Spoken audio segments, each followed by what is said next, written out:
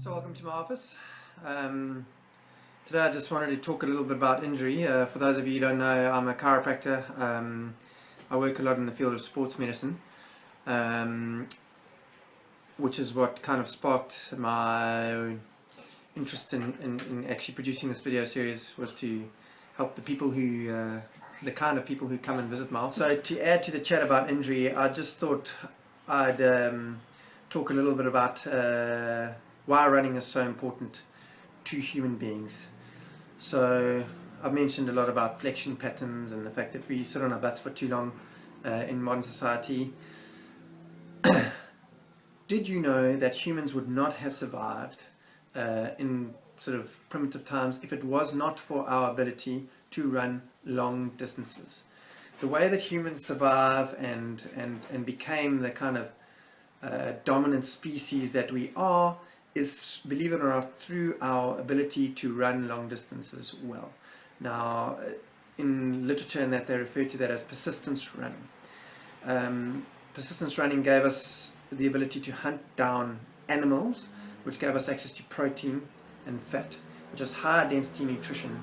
The high density nutrition incorporated into our diets then gave us the ability to develop cognitively, especially, and that is what made humans the dominant species that we are on Earth. And just to give you a little bit of background on that, a human will outrun a horse over a long distance. The reason for that is that the horse needs to stop, particularly for water, but also for food, a lot more frequently than a human does. And over a period of time, setting out from the same start line, a human, literally, over a long distance, will outrun a horse. A horse will need to go and find water, and the human will overtake the horse. A horse can outrun most other animals. So although over a short distance, the predators in that might have been a lot quicker than us and able to run away, by getting together and hunting troops and just keeping running, we were able to hunt all animals, because eventually they would get tired and stop running, and then they would literally be standing still and be ready for the primitive humans to have a meal. So that's a little about persistence running. That's why my Twitter profile is called @PersistenceRunner. To be human, you must be able to run well, you must be able to move well. So it's vitally important, if you consider yourself part of the human species, run well, move well. If you're preparing for the 2018 Comrades, it's be about 2 weeks ago by the time I post this on the web. So good luck with that. If you are not preparing for the 2018 Comrades at the time that you're watching this, then hopefully this will help you deal with injuries. The secret really is to fight the flexion. Number one, there's a lot that you can do with that on your own. Working on your postural chain, that's everything that helps us to stand upright.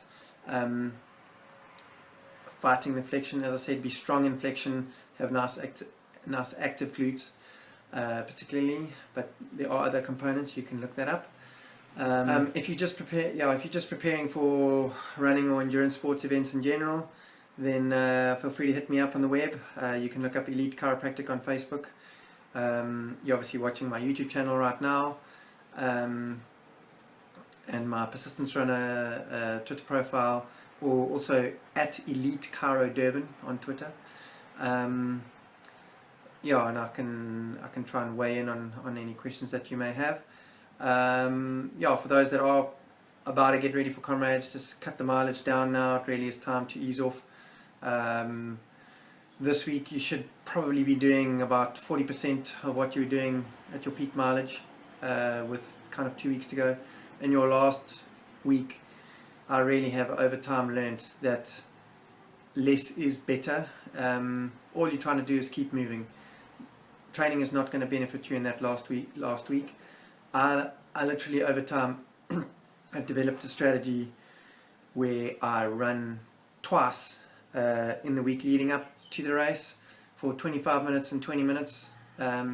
and then on the race is obviously on a Sunday, and on Saturday I will go out and I have a little 1k warm up that I do. I do some run throughs on a flat piece of road on top of the hill here where I live, and do a bit of a mobility routine up there, which the mobility routine is the greater part of my pre-race day workout, and then I'll run home. The running part of that workout will be about 15 to 18 minutes. The mobility routine will be about 25 minutes. So that just gives you an idea of what I do in the week leading up to any major race like Comrades. I'm still shooting for a sub 9 hour run this year. I haven't got one of those yet. I am a heavy runner. At my leanest I weigh 90 kgs, so an ultramarathon is very hard work for me. It's a long way to carry all that weight. I do other sports and carry a lot of weight and strength that comes from that sporting background, and I'm competitive, particularly in canoeing, so I'm not willing to sacrifice my physique as a paddler for something that I'm pretty mediocre at in running ultramarathons. But running ultramarathon, particularly Comrades, is a passion of mine, and I run in my mother's old number, so I'd like to hold on to that number and keep it going, and get a few more medals under the belt. I've got 5 medals so far, so hoping to add to the tally this year and going forward. But good luck everybody. If you see me on the road, give me a shout.